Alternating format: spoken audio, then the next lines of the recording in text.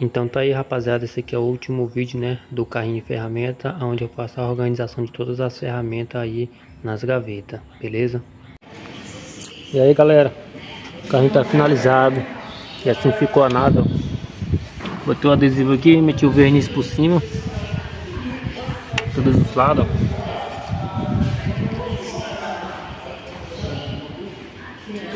O carrinho já tá aqui na oficina. E assim ficou